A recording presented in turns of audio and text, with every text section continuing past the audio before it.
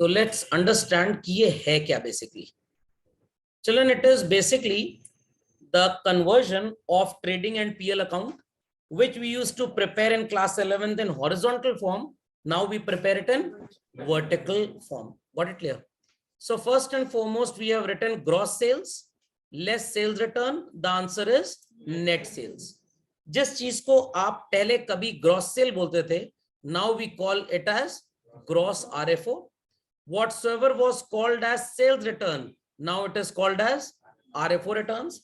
Whatsoever was called as net sales, children, it is called as net revenue from operations. बात समझ में आ गई सबको? चिल्ड्रन समझ में आ गई?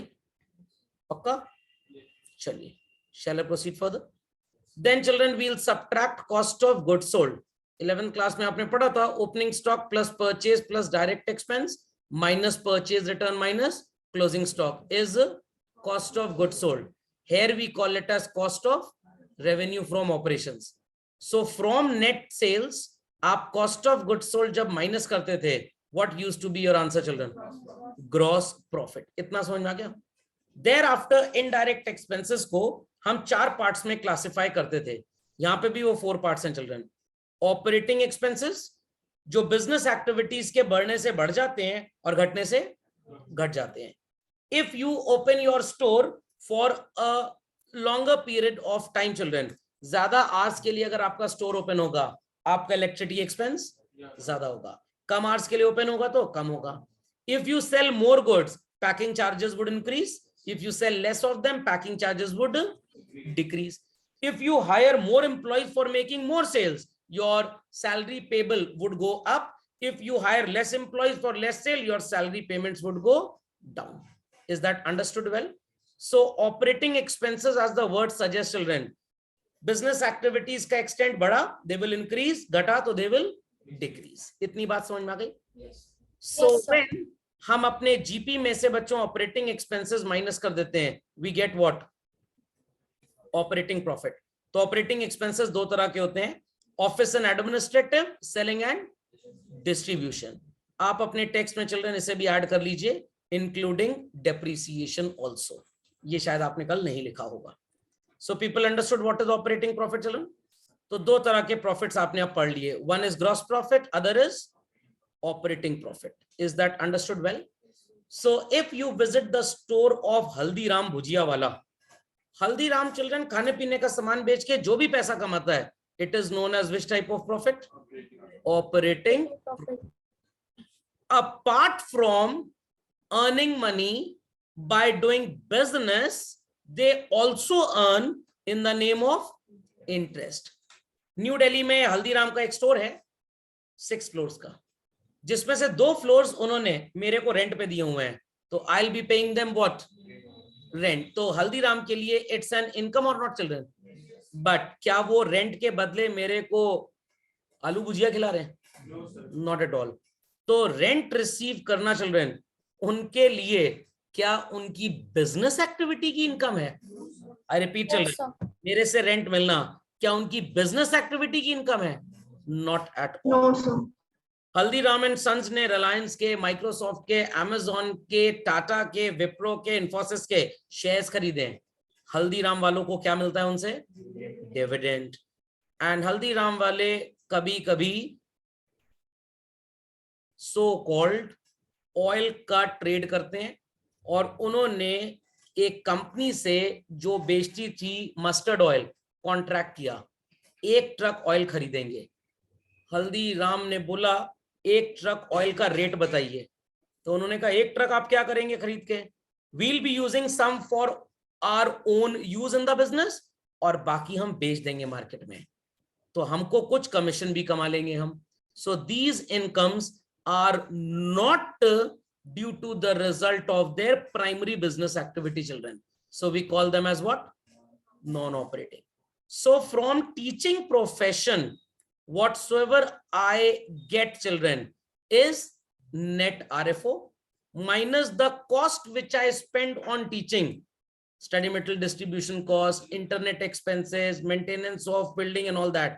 These are deducted, and what I get is a gross profit. Thereafter, I'll be subtracting my day-to-day expenses incurred on doing business. My profit is called as what, children? Operating profit. I have invested some money in bank FDs. तो bank मेरे को क्या देगा बच्चों? Interest. I have let out some property of mine on rent. What I'll be getting? Rental income. I've invested some money in the shares of Bajaj Automobiles. What I'll be getting? Dividend. और मैंने आपके किसी relative को एक property कहीं पे bye करवा दी, उन्होंने मेरे को कुछ कमीशन भी दे दिया.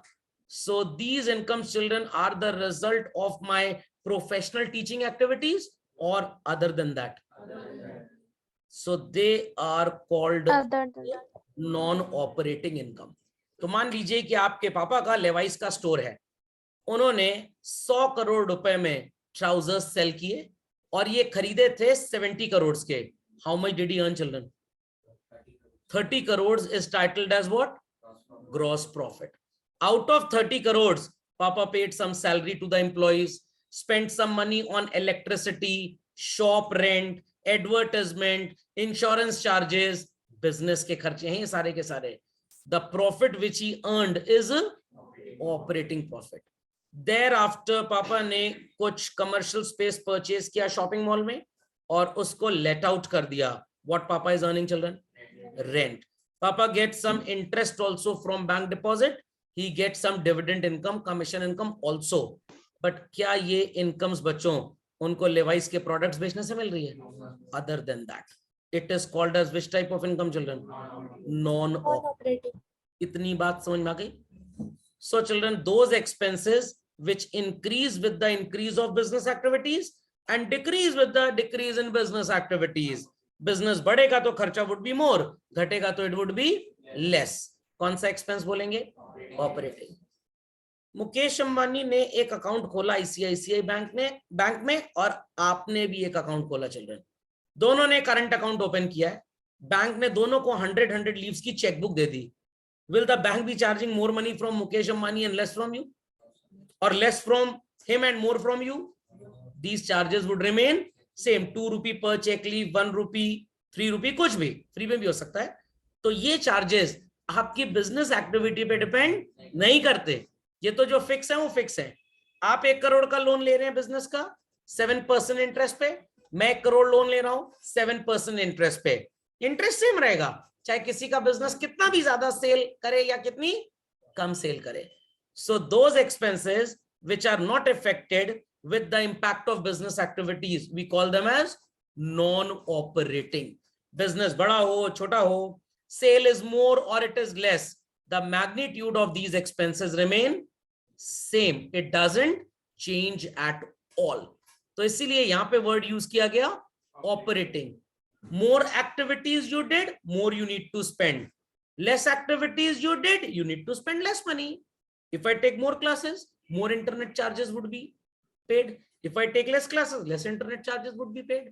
But my banker would be charging same money for the checkbook issued, irrespective I cater services to more students or less students. Things are going into the head, children. खोपड़े में बात जारी है बच्चों? Yes, sir. So adding operating profit के साथ non operating incomes and subtracting expenses, what profit do we get, children? Stop. Net profit बोलने के बाद रुकना है. Sir, why have you written before interest and tax? हमने अभी interest expense minus क्यों सर क्यों? इंटरेस्ट भी तो नॉन ऑपरेटिंग है, मैं कहां कह रहा हूं ऑपरेटिंग है. हमें रेशियो पढ़ते टाइम बच्चों एक फॉर्मूले में इस आइडेंटिटी का काम है और आप ये चीज पहले ही जान चुके हैं that where we'll be using it. Please remember this, children. ये शायद आपने किया था, एग्जाम्पल याद आया? देखने में कौन सी कंपनी फर्स्ट इंस्टेंस पे सबसे अच्छी लग रही थी बच्चों? Y limited. बट अल्टीमेटली बाजी कौन मार गया? Very good. चिल्ड्रन यहाँ पे मैंने एक 78% का कैलकुलेशन किया, अगर आप ध्यान दें तो 23,40,000 divided by 30 lakh in 200, correct? ये कैलकुलेशन अभी आप पढ़ोगे. This is known as the calculation of what? Return on total money that has been put to use in the business. Business में जो टोटल पैसे लगाए, on the basis of that how much we have earned. उसके basis पे हमने कितना पैसा कमाया। सुनाई पड़ रही है बात? तो 24,30,000 रुपीज हमने कमाया चिल्ड्रन, 30 लाख रुपए लगाकर। What is the percentage return? 78%। And कुछ मैंने मार्क किया है, प्लीज पढ़ेंगे क्या है? NPBIT। सर ये लग रहा है new pakora build in Taiwan. Net profit before interest and tax. तो आपको अगर नए घर में ढेर सारा सामान स्टॉक करके रखना है तो आर्किटेक्ट अंकल को आप क्या बोलेंगे? अंकल घर में एक रूम कम बनवाइएगा, स्टोर रूम जरूर बनवाइएगा। Understanding? So new house will be constructed as per your priorities और as per builders design, your priorities. But if the flats are there and they are already constructed children, क्या आप construction change करा सकते हैं? नहीं, हमारे लिए पूरी बिल्डिंग तोड़ दो 50 फ्लैट की, ऐसा नहीं हो सकता। सो चिल्ड्रन हमने इसीलिए इसको एट द टॉप नेम दे दिया मॉडिफाइड स्टेटमेंट ऑफ पीएल, क्योंकि इतने ढेर सारे फॉर्मूले हैं चैप्टर में, पढ़ते पढ़ते दिमाग की बैंड बज जाएगी। तो उन फॉर्मूलेज में आप जरा भी कंफ्यूज ना हो, इसलिए मैंने आपको ये चीज बना के दी हुई है। कैसा भी क्वेश्चन आए children, this is the brahmastra that you are going to use. कैसे यूज करना है मैं आपको ये भी बता रहा हूं, नॉट टू वरी। आप कहेंगे सर आपने तलवार तो दिखा दी, चलानी कैसे है?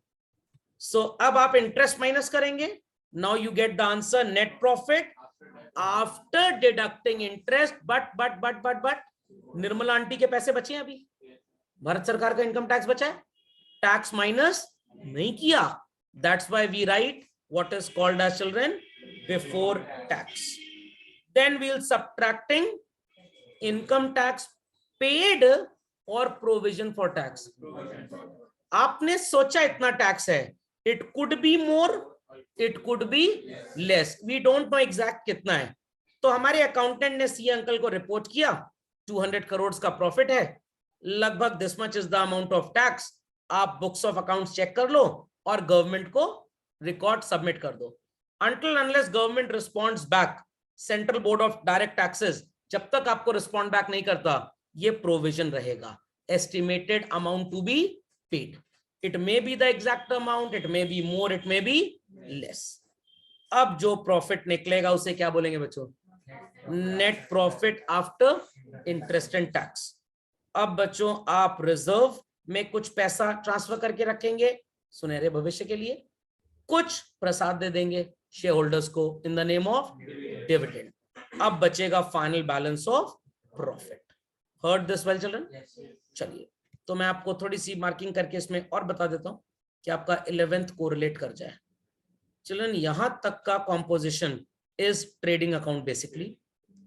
उसके बाद चिल्ड्रन जीपी से स्टार्ट करते थे और यहां तक का जो कॉम्पोजिशन है it is profit and loss account. And at last children ये जो कॉम्पोजिशन मिलेगा it is profit and loss appropriation account. नजर आ रहा है सब? तो children people understood? People understood? कोई डाउट तो नहीं किसी को? कोई डाउट तो नहीं चिल्ड्रन किसी को? No sir. चलिए let's proceed further and let's understand कि आप इसे यूज कैसे करेंगे। कोई बहुत बड़ी रॉकेट साइंस नहीं है। आपको बच्चों किसी पर्टिकुलर फॉर्मूले में ग्रॉस प्रॉफिट का इस्तेमाल है, ठीक है? ध्यान से सुनिएगा मेरी बात।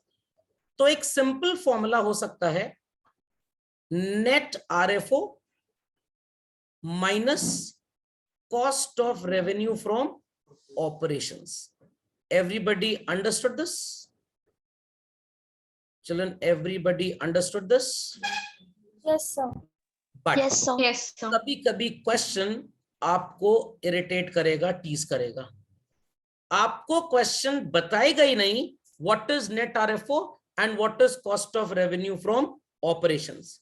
क्वेश्चन आपको नहीं बताएगा, बट क्वेश्चन आपको चिल्ड्रन ये दो चीजें जरूर बता देगा। सर कौन सी दो चीजें? ऑपरेटिंग प्रॉफिट बता देगा क्वेश्चन आपको चिल्ड्रन, एंड ऑपरेटिंग एक्सपेंसेस बता देगा।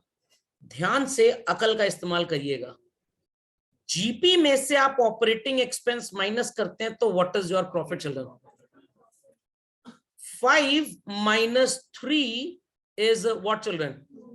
कैसे 2 से वापस 5 की तरफ जा सकते हैं चिल्ड्रन? 3 को प्लस कर दीजिए.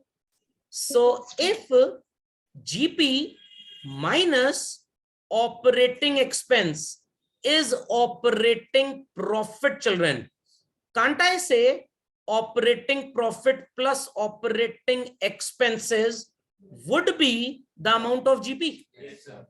तो Yes, sir. में तो हर बच्चे को यही पता है, नेट सेल में से COGS माइनस करो तो जीपी आता है. और टीचर का है और इसका कोई फॉर्मूला? पगला गए क्या? ऐसा नहीं हो सकता. बट यहाँ पे ऐसा हो सकता है चिल्ड्रन. ऑपरेटिंग प्रॉफिट में आप ऑपरेटिंग एक्सपेंसेस को जोड़ दीजिए, what do you get? Gross profit मिल जाता है. What do you get children? Gross profit. खोपड़े में बात गई चिल्ड्रन? खोपड़े में बात गई. इसीलिए ये स्टेटमेंट आपको सिखाई जा रही है. क्वेश्चन में you want GP for some calculation, but content given to you is what children? Operating expense and operating profit. Is calculating GP a very great rocket science? आप इतना स्ट्रक्चर प्लास्टिक सर्जरी करने के लिए निकाल लेंगे और आप जीपी के सामने लिखेंगे x, ऑपरेटिंग एक्सपेंसेस के सामने value is known, operating profit value is also known. दोनों को ऐड कर दीजिए, क्या आ जाएगा? Heard well children how to calculate? Children heard well? Yes, sir. चलिए Yes, sir. another composition children. GP आपको चाहिए और ऊपर का डेटा पूरी तरह से गायब है. But question will give you operating expense, question will give you non-operating income, question will give you non-operating expense, question will give you net profit before tax. GP minus operating expense is what children? Operating profit. Operating profit में non-operating income plus and non-operating expense minus, what do you get? समझ में आ गया? ये सब कुछ दिया हुआ है. तो नेट प्रॉफिट में चिल्ड्रन जो चीजें ऊपर से नीचे आते समय माइनस हुई थी, अब वापस add. And those things which have already been added क्या करेंगे? माइनस. आप ऑलरेडी जीपी तक पहुंच जाएंगे कि नहीं? तो नया फॉर्मूला क्या बना? नेट प्रॉफिट प्लस उल्टा चलना है क्योंकि non operating expense minus non operating income plus operating expense क्या आएगा? समझ में आ गया? जीपी आ जाएगा. तो जब आप क्वेश्चन सॉल्व करेंगे और आप एकदम पगला जाएंगे, क्योंकि आपको अगर मैंने कुछ ना बताया होता आप बुक रेफर करते, सर मेरे को तो 10 फॉर्मूला जीपी का नजर आ गया. सिर्फ कोई फॉर्मूला नहीं है बच्चों, सिर्फ पागल बनाने की बात है, बेवकूफ बनाने की. इस ब्रह्मास्त्र को इस्तेमाल कर लीजिए. चैलेंज करता हूं, गलती नहीं करेंगे. अब चैलेंज है चिल्ड्रन मेरा, जो पूछा जाए उस कंटेंट को डिजाइन कर लीजिए. Got it clear? जो पता है सिंपली पुट द वैल्यू, खटाक से आंसर आ जाएगा. Am I clear to this? एक और जीपी आपको पता लग गया, ये भी पता है, ये भी पता है, ये भी पता है. चिल्ड्रन नेट प्रॉफिट तक आ जाएंगे कि नहीं? बट अब क्वेश्चन आपको कृष्ण कन्हैया की तरह मजा चखा रहा है. क्वेश्चन वांट्स कि आप इसकी वैल्यू कैलकुलेट करें. This is given to you. When children we started from net profit before interest and tax, what we did with interest? Minus. What we did with tax? And we got net profit after tax. अब ये पता है और ऊपर यहां तक जाना है, तो इन दोनों को क्या कर देंगे? Simple as that. और जब आप फॉर्मूला देखेंगे तो मिलेगा net profit plus provision plus interest on drawing. आ गया, आपने तो एक तरह रट लिया. अगले क्वेश्चन में अगला फॉर्मूला, तीसरे में तीसरा, चौथे में चौथा. आप कहेंगे इसका क्वेश्चन एग्जाम में छोड़ के चले आएंगे. इस चैप्टर का कोई दीन ईमान नहीं है, कोई कंसिस्टेंसी स्टेबिलिटी नहीं है. ये सर विजय माल्या खानदान का है, बहुत जिला रहा है सर, पागल बना रहा है पूरा चैप्टर. तो रेशियो एनालिसिस चैप्टर बिल्कुल डिफिकल्ट नहीं है. जिन लोगों ने ये सीक्वेंस समझ लिया, कैसा भी क्वेश्चन आए, कैसा भी, जस्ट फॉलो दिस. ये गूगल है, समझ लीजिए, सब कुछ बता देगा. अंडरस्टैंडिंग और नॉट? पक्का सबने कंप्लीट कर लिया? कंफर्म? चलिए, अभी इसमें काफी बातें और बताने वाली हैं, बट क्योंकि ये अभी कुछ दिन बाद काम आएगा, पहले बैलेंस शीट काम आती है.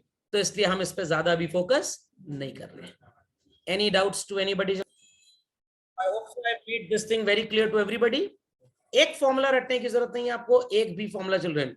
जो भी कॉम्पोजिशन आपको मिलेगा, कुछ भी मिसिंग वैल्यू आपको फाइंड आउट करनी है, जो डेटा दिया है उसको सीक्वेंस में सजा दीजिए, अपने आप आपको सारे कॉकरोच और चूहे मिल जाएंगे.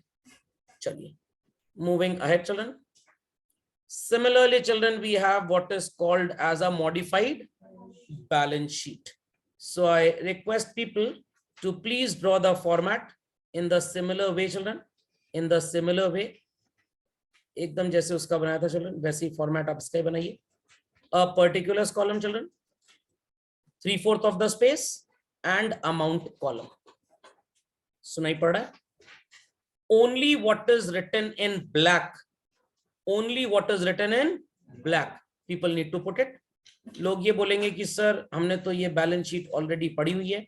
बिल्कुल पढ़ी हुई है, बट ये अगेन मॉडिफाई की गई है क्योंकि आपको भयंकर भयंकर टर्म्स मिलेंगे. टोटल डेट मिलेगा, कैपिटल एम्प्लॉयड मिलेगा. तो how you need to find them out. For ISC students मैंने यहाँ पे थोड़ी सी एडिटिंग की हुई है. टैंजिबल असेट्स को अब आईएससी के बच्चे बोलेंगे P. Property plant and equipment. Of PPP में समझ लीजिए, वो शादी में बचती रहती पीपीपी. एंड इनटैंजिबल के लिए it is PPE and intangible assets. CBSE वाले बच्चे चाहे तो लिख सकते हैं, उनके सिलेबस में ये अगले साल से आएगा, अभी नहीं आया है. Okay, quickly put this children, quickly. I read it out in sequence. First and foremost, children, we have equity and liabilities के अंडर नीचे shareholder funds, preference share capital, reserves and surplus. इसके अंदर दो चीजें नीचे और आती हैं, money received against share warrants and share application money pending allotment. But ज्यादातर यही पूछा जाता है, इसलिए मैंने उनको नहीं लिखा है. नॉन करंट लायबिलिटीज के अंडर नीचे 4 चीजें होती हैं, बट सिलेबस में 2 हैं. हो सकता है अदर लॉन्ग टर्म लायबिलिटीज या प्रोविजन लिख के आ जाए. Long term borrowings and long term provisions. Current liabilities में we have short term borrowings, trade payables, other current liability and short term provisions. अब लोगों को समझ में आया होगा कि हमने होमवर्क क्यों किया था इतना ढेर सारा बैलेंस शीट के ऊपर, क्योंकि इसके अंदर क्या क्या आता है जब आपने वहां नहीं पढ़ा तो आपको यहां पे भी ये ऊपर से निकलेगा 2 दिन बाद. Assets में we have fixed, में tangible that is property plant equipment for IC students and intangible that is property plant equipment and intangible assets. Non current investments इसी में आता है. करंट एसेट्स में हमारे पास करंट इन्वेस्टमेंट्स हैं, inventory, trade receivable, cash and cash equivalent, स्टेलांटी, okay, OCA वाला okay, other current assets. Okay, तो please copy this sequence in black children. Next class I will expand कि ये कैपिटल एम्प्लॉयड कहां से आया, टोटल डेट्स कहां से आया और कैसे बैलेंस शीट को इस्तेमाल करना है आपको. सुनाई पड़ी बात? चलिए, बी क्विक चिल्ड्रन.